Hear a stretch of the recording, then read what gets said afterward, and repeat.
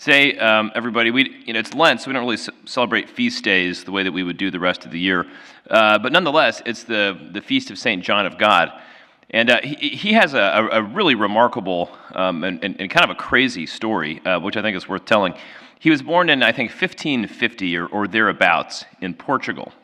And his family had one time been wealthy and prominent, but by then they're, kind of...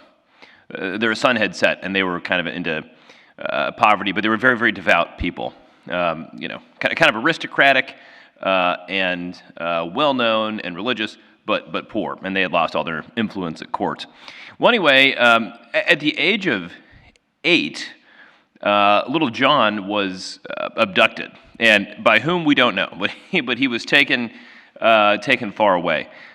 Some say that maybe a group of soldiers captured him or something, or we don't know. Nobody knows. But anyway, he got abducted.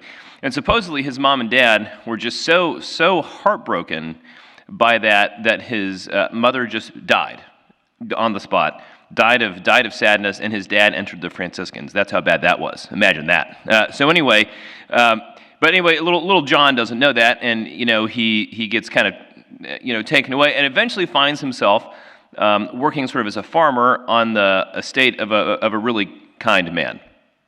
And he sort of became like this guy's son. The old man said, "Hey, listen, I want you to marry my daughter. You can take all my property. You can be the owner now." But John, he wasn't interested in that. So, there was a group of soldiers walking by again, of Portuguese soldiers, and they said, "Hey, we're going on campaign. We're going to kill some French. What do you think about that?" And John of the Cross said, "Brah, let's do it." So anyway, so he falls in with these Portuguese soldiers, and they go on campaign, and they, I forget where it was, and they kill a bunch of French. Anyway, they take a town, okay, and they've captured it, and they get to the castle. And this is the best part of the story. This is really not consequential, but I think it's the most important part anyway. It's not the most important, but it's the most true to life. So John is this brand new soldier. He's the boot. And they say, "Okay, listen, we've captured all these spoils of war here, new guy, and why don't you come over here? You guard all the loot that we've captured from this foreign town." And he's like, "Okay, great." He probably knows his general orders of the century very well. He's ready to do this. And in the middle of the night, everyone steals all the stuff. And then they blame him for it. That would totally happen. That would 100% totally happen. Like they say there's only one thief in the Marine Corps. Everyone else is just trying to get their stuff back. Yeah. Let me tell you, tale as old as time. No honor among thieves. Well, anyway, so he gets blamed for this. "Hey, you let all the enemy take the stuff." And he's like, "No, we stole our own stuff." And then it was anyway, he had to escape and run away and desert the army.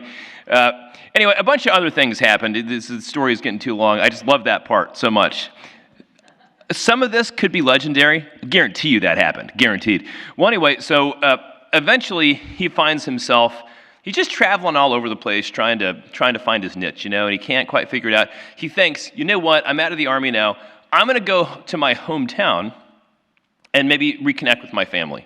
Gets there and finds out that what had happened, that his mom had died and his father was a priest apparently somewhere. No one could track him down, and he's heartbroken because now he knows he has no home at all. He's got nowhere to go to. The prospect of a nice life with that kind man that offered his daughter to him, and that's gone.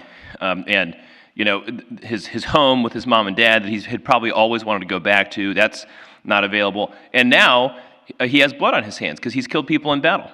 He's got some PTSD going. No one called it that in those days, but he does. And then he thinks, "Well, I guess I'm going to go back to the army again because this is the only home I'd ever had."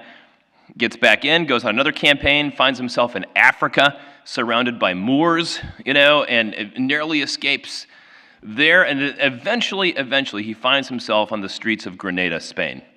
And now he really does not know what to do. And he's having all of these episodes, which are just... he was shell-shocked, the poor guy, and he had all this trauma, and he was kind of going crazy, and he was making a fool out of himself in front of people, so they take him to a hospital, and they put him in this hospital, which was kind of more of a, kind of an Arkham Asylum sort of a place, where they put him. It was for the mentally ill, which didn't really have that that terminology at the time. It was just for crazy people. We put the crazy people in this place. And it was really more of like a prison kind of an environment is what it was. No one knew how to treat PTSD. No one had any idea what that was. They just thought, oh, well, maybe it's the evil of war. Maybe it's the evil of war is causing these men to have all these convulsions and to be acting so contrary to their normal nature. We didn't know, but anyway, so he was locked away in there. Well, anyway, here comes a priest who's visiting the prison, and his name is John of Avila. He's a saint, St. John of Avila, one of the doctors of the church. And he takes an interest in this guy and John, and they have all these conversations. And John eventually says, you know what? What I was missing in my life was a very active devotion to God. That's what I was missing. And through his kind of religious reawakening, he had never lost God. He was never someone who had rejected God in his life. Remember, his family was very religious. But somehow, some kind of way, he had sort of lost the thread of, why it's important for me to be practicing this religion, why I will be made happier and more complete. So what John says is, if I allow God back in, and if I just direct all of my efforts towards being faithful and loving him and allowing him to love me, maybe my life will become better. And it did. It did. All of a sudden, he realizes, I'm broke down. I've got all kinds of problems, and my life has taken an unusual turn, many unusual turns, and you know what? Sometimes I freak out in situations where I'm surrounded by people that I don't know. Probably like a lot of people that I know with post-traumatic stress syndrome. Probably he was unnerved by being in a large crowd of people without a weapon. I bet he was. I bet he didn't like having his back turned to people. All kinds of stuff like that. But he realizes, God has my back all the time. And from time to time, I'm going to freak out and lose my mind, and people will think I'm crazy. I'm okay with that. But with God, I know I'm safe, and no one can get me. And you know what else I can do? I can use the crazy that I have become and not be ashamed of it. I'm going to use that to help other people in my same situation. That's what I'm going to do. I'm going to be the best inmate in this asylum, prison, which is what he did. He became the head guy. And he never lost sight of the fact that he was in there for a reason. He knew that he was not whole and he needed to be healed. He knew that. But he also knew that with God, he had the edge over everybody else. And he knew that because he had been sort of, brought to a better understanding of himself and where he fits into the scheme, that he could help everybody who was in his same situation. He took what was wrong with him, not that he did it, not that it's his fault, but still was wrong with him. He took what was wrong with him, and he said, you know what, I'm going to allow God to make this good for other people. And it was just a great thing. He eventually got out of this hospital because everybody thought, well, gosh, you're rehabilitated, John. And John's like, no, I'm not rehabilitated, but yeah, I can live on my own. So what he did then was gather a bunch of other people like him, a bunch of veterans, and said, do you want to help me help all the other vets to live better lives, to get some help, to know that they're not alone and stuff like this? And they said, yes, we would love to do that. So they found this thing called the Order of Hospitallers of St. John of God. They didn't call it St. John of God at the time. While he was alive, I don't know what they called it. But anyway, now it's named after him. So it's a pretty amazing story. This order of people is not really a big thing here in America. It was more of a European deal. So you maybe have never heard of that before. But I tell you this, long story, weird story. I think that John of God really shows us a couple of important things about the way that we're supposed to live. And that is that everybody has problems. Some problems are your doing, like you have this and it's your fault. But a lot of them aren't. Sometimes the circumstances of our life just dispose us to being wrong about certain things, and we have certain bad habits that you're probably never going to get rid of. And what God says is, listen, I don't need you to kill all the sins that you do. You know what I mean? I don't need you to stop sinning because you can't. It's impossible. And if you've got trauma in your life and you act a certain way because of it, I'm not saying you have to stop all those things. What I am saying is, I need you to allow the love that I have for you to transform all that bad stuff into things that can be good for you, or if at least not good for you, for other people. Because one of the best things that God ever does is take things that are bad and turns them into good. This is how we were saved by him. He takes a horrible, ignominious, excruciating death and turns that into salvation for us. And whatever's wrong with you, he can take that and make it into something good. Good for you, good for other people, good for the church, you know?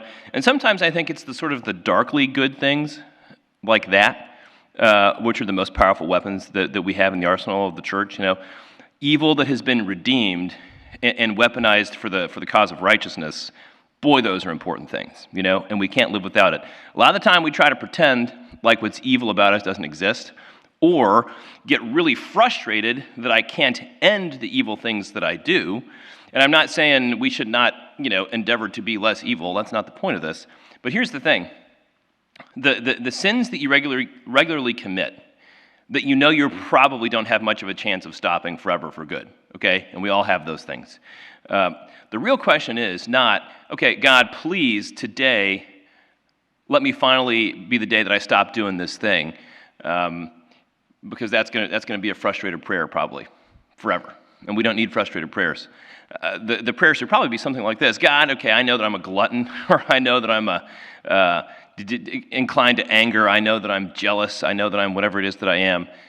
How can you make that into something good for somebody else? How can you redeem that and put it out there for somebody else's welfare and well-being?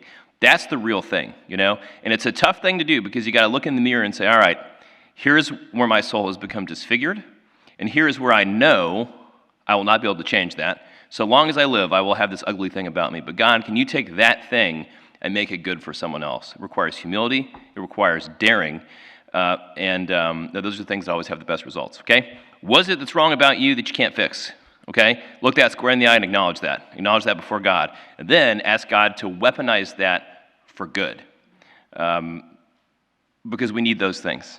And we need the darkly weaponized good things. I'm making up all of this terminology. It might be heretical. But we need all of those things in the church, because without it, we're just missing the weapons that God wants us to use.